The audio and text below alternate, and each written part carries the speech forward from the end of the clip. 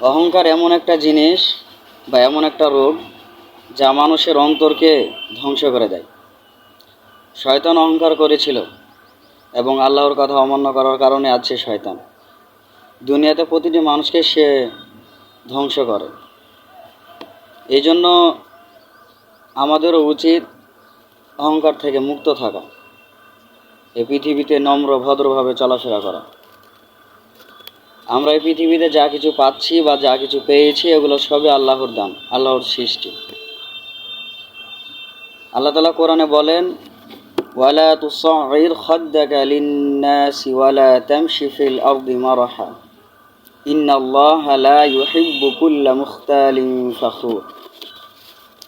আয়াতের অর্থ হলো এই যে মানুষের প্রতি অহংকার করে মুখ ফিরিয়ে নিও না এবং পৃথিবীতে কখনো বুক ফুলিয়ে বা গর্বের সাথে চলাফেরা করিও না।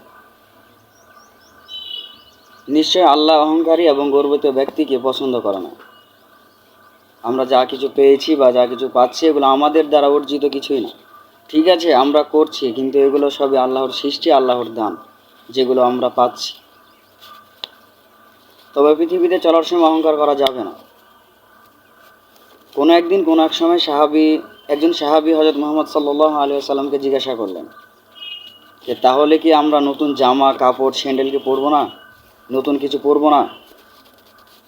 তখন নবী বললেন, হ্যাঁ, কেন পরবা না? অবশ্যই, কারণ আল্লাহ তাআলা বলছে যে তোমরা পরিষ্কার থাকো, আর পরিষ্কার থাকতে গেলে নতুন জামা কাপড়ও পরা লাগবে। তবে পরবা ঠিক আছে, তবে মনের ভিতরে অহংকার আনা যাবে না। অহংকার এমন একটা জিনিস যা মানুষকে তিলে তিলে শেষ করে দেয়। এই অহংকার থেকে আমাদেরকে সর্বকে দূরে রাখতে হবে। আমরা এই পৃথিবীতে যা কিছু পাচ্ছি, যা কিছু খাচ্ছি, যা কিছু পড়ছি এগুলো সবই আল্লাহর দান। তিনি সুন্দর, আসলে আল্লাহ সুন্দর, এবং তিনি যে আমাদের পৃথিবীটা সৃষ্টি করেছেন অনেক সৌন্দর্য এবং অনেক সুন্দর একটা আকৃতি দিয়ে সৃষ্টি করেছেন। আমাদের মানুষকেও আল্লাহ অনেক সুন্দর একটা আকৃতি দিয়ে নিজ হাতে সৃষ্টি করেছেন। এই জন্য আল্লাহ পছন্দ করে সৌন্দর্য, আল্লাহ পছন্দ করে সুন্দর, পছন্দ করে। কিন্তু সেই সৌন্দর্য বা আকৃতি করতে গিয়ে যেন আমাদের ভিতরে কখনো অহংকার না ঢুকে।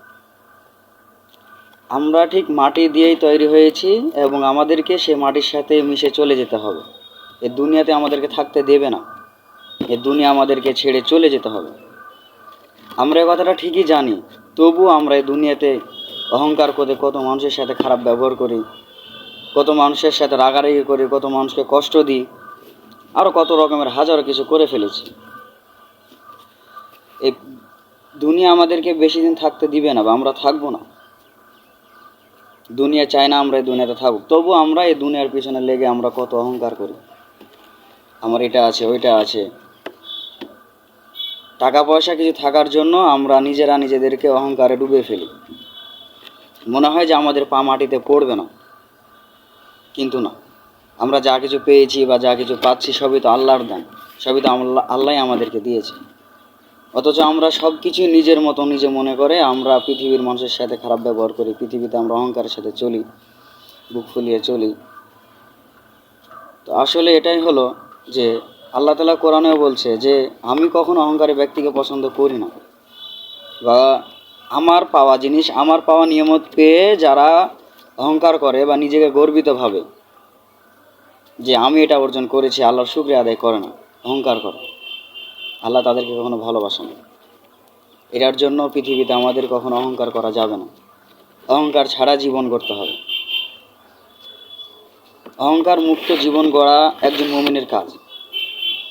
তাই আমরা সবাই অহংকার ছাড়ি, সবাই সকলের সাথে মিশে থাকি। বড় লোক, ধনী, গরিব, কেউ যেন আলাদা না হয়।